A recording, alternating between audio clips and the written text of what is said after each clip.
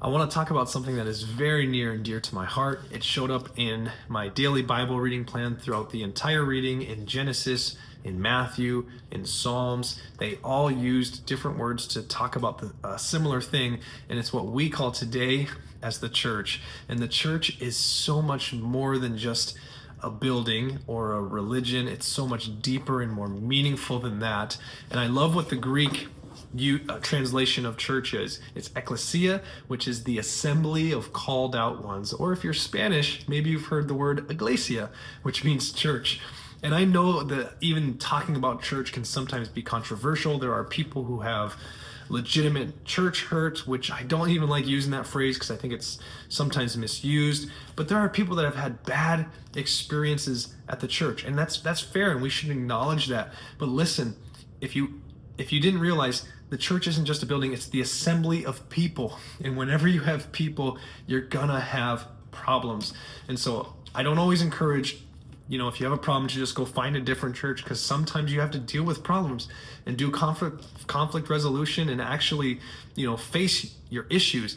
Maybe the issues are you. But you see, the church for me, not just because I'm a pastor, but it's been so meaningful. I've found my best friends at church. I've found family. I've found community, encouragement. I've been able to encourage people. And you see, I believe throughout the entire Word of God, you can see God's plan for humanity is the church. Long before we even had these beautiful, immaculate buildings and churches, you had Jacob in Genesis 35 who met with the Lord, and just being in the presence of God, he called that place Bethel, which means house of God. And in Matthew, I think it's chapter 12, we read about how they met at the temple, right? And in Psalms 15:1, it says, "Who may worship in your sanctuary?" And so whatever you want to call it, a temple, a house of God, a sanctuary, a church, an assembly, this is God's plan for humanity.